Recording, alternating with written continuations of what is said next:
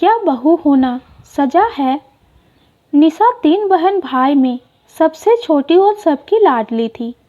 बचपन से ही उसे घर में वो सब करने की छूट मिली थी जो उसकी बड़ी बहन और भाई को भी नहीं मिली।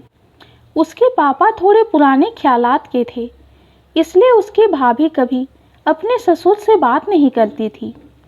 अगर उसे कुछ कहना होता तो वो उसके भाई या निशा के माध्यम से अपनी बात रखती थी। लेकिन निशा को ये बात अच्छी नहीं लगती थी कि भाभी को हमेशा अपनी बात कहने के लिए किसी न किसी का सहारा लेना पड़े। वो चाहती थी कि उन्हें पूरी स्वतंत्रता मिले कि वो भी अपने विचारों और भावनाओं को खुलकर व्यक्त करें। वो अपने घर में इस बात को लेकर काफ़ी बार बहस भी करती थी कि क्यों हम भाभी को वो समान अधिकार नहीं देते हैं जो उसे और उसकी बड़ी बहन को मिले हैं। आखिर वो भी तो घर का ही हिस्सा है, उनकी भी अपनी इच्छाएं और सपने हैं। लेकिन कभी निशा की दादी तो कभी उसकी माँ उसे ये कहकर चुप कर देते थे कि अभी तुम ये बात नहीं समझोगी, जब दूसरे घर जाओगी सब समझ आ जाएगा कि बहुओं को क्यों इतना बोलने नहीं दिया जाता है ससुराल में, क्यों उन्हें जिम्मेदारी निभानी पड़ती है। निशा की दादी हमेशा उसे यही कहती कि बेटी और बहू दोनों में फ़र्क रखना चाहिए। अगर बहू को बहुत ज़्यादा खुली छूट दे दी जाएगी तो वो अपने घर गृहस्थी को ना संभाल कर दिन भर बाहर ही घूमती रहेगी। लड़के के गुण और संस्कार तो तभी दिखते हैं जब वो अच्छी तरह अपना घर संभाले। निशा ये बात जानती थी कि उसकी भाभी बहुत पढ़ी लिखी और शांत प्रवृत्ति की हैं। शायद इसीलिए वो घर के वातावरण के अनुसार खुद को ढाल चुकी हैं। लेकिन भाभी के साथ ऐसा बर्ताव देखकर मन ही मन उसे शादी से डर लगने लगा। उसे लगता था शादी के बाद लड़कियों को बस एक खूंटे से बांध दिया जाता है, उनकी इच्छाओं का कोई ध्यान नहीं रखता। वैसे भी ये उसके घर में भी तो होता है उसकी भाभी के साथ, जिन्हें हर छोटी छोटी बात के लिए दूसरों पर निर्भर रहना पड़ता है।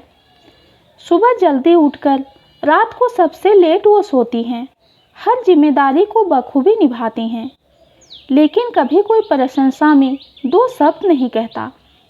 उल्टा ये कहते हैं कि ये तो घर की बहू की जिम्मेदारी है, हमने भी तो किया था जब हम बहू बनकर आए थे।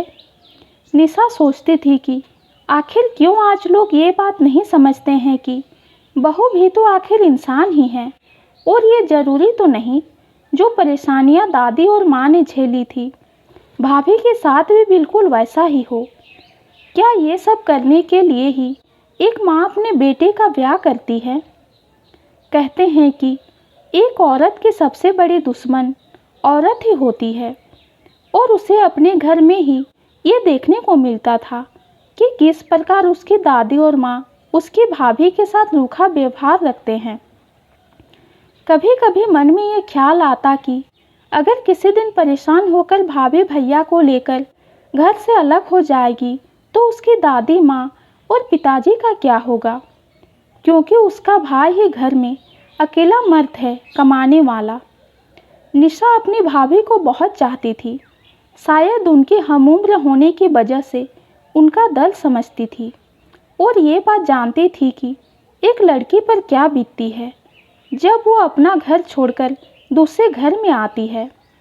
उस घर में उसके नए रिश्ते बनते हैं जिनके सहारे वो अपना दर्द भुलाने की कोशिश करती है।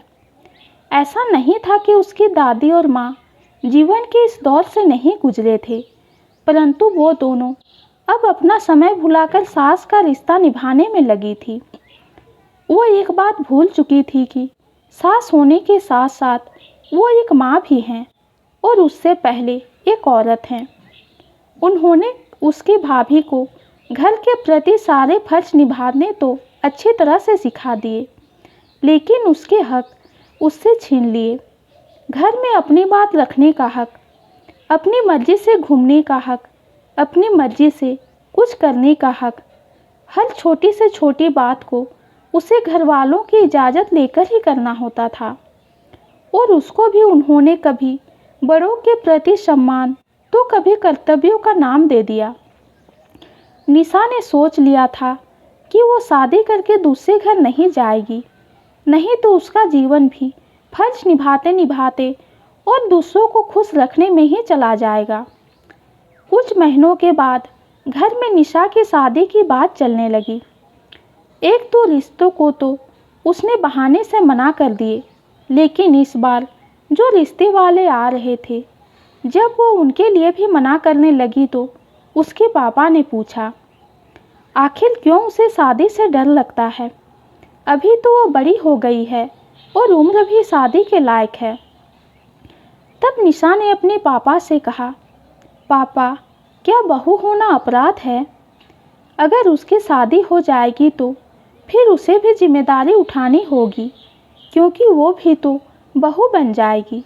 फिर ससुराल में वो अपनी मर्जी से कोई काम नहीं कर पाएगी। हर बात के लिए उसे बड़ों की इजाज़त लेनी होगी, और जो स्वतंत्रता उसे मायके में मिली हुई है वो भी तो ख़त्म हो जाएगी। इसीलिए उसे तो शादी करके दूसरे घर नहीं जाना, क्योंकि उसे ससुराल में बहू बनने से डर लगता है। निशा के पापा उसकी बात सुनकर बिल्कुल चुप हो गए और फिर गहरी सांस लेते हुए बोले, नहीं बेटा, बिल्कुल नहीं, बहू भी तो बेटी ही होती है। तब निशा बोली, नहीं पापा, अगर बेटी होती तो फिर गीता भाभी भी तो इस घर में एक बेटी की तरह ही रहती। आज तक वो तो बहू बनकर ही सारे फर्ज निभा रही हैं। कहने को तो आप भी उन्हें बेटी बनाकर इस घर में लाए थे, लेकिन उन्हें वो हक कभी नहीं दिया। आज तक वो अपनी हर जिम्मेदारी बखूबी निभा रही है, लेकिन क्या कभी किसी ने उनकी खुशियों के बारे में सोचा है? क्या आप उनसे वैसे ही व्यवहार करते हैं जैसे आप मेरे और दीदी के साथ करते हैं? सिर्फ कहने से ही तो बहू बेटी नहीं बन जाती है ना पापा। अब आप ही बताइए, जब मेरे खुद के घर में मेरी भाभी को कभी बेटी नहीं समझा गया, तो मैं कैसे मान लूँ कि कोई मेरी शादी के बाद मुझे बेटी की तरह प्यार देगा? निशा के पापा ने जब उसके मुंह से ये सब सुना तो एक बार तो उन्हें बहुत बुरा लगा, लेकिन बाद में उन्हें अपनी गलती समझ में आई कि निशा सही तो कह रही है। जैसा आज वो देख रही है, कल आगे वैसा व्यवहार उसके साथ भी तो हो सकता है। और ये बात भी तो सही है, हम बहू से अपेक्षा रखते हैं कि ससुराल में आने के बाद वो अपने मायके की तुलना में ससुराल को ज़्यादा महत्व दे। तो फिर हमारा भी तो फर्ज बनता है कि बहू को इतना प्यार और अपनापन दे कि वो ससुराल में ही अपना मायका ढूंढ ले, ताकि एक बेटी को कभी ससुराल के नाम से डर ना लगे। उसे कभी ऐसा ना लगे कि जब वो बहू बन जाएगी तब उसका जीवन सिर्फ जिम्मेदारियों तक ही सीमित हो जाएगा, उसके सपनों का कोई महत्व नहीं होगा। अगर हम बहू को बेटी कहकर लाते हैं तो उसे वो हक भी दे कि कभी उसे महसूस ना हो कि क्या बहू होना अपराध है। निशा के पापा ने उससे कहा कि जो बात आज तक किसी ने नहीं सोची वो उनकी बेटी ने सोची। इस बात पर उन्हें अपनी बेटी पर बहुत गर्व है। कौन कहता है कि ननद कभी दोस्त या बहन नहीं हो सकती है?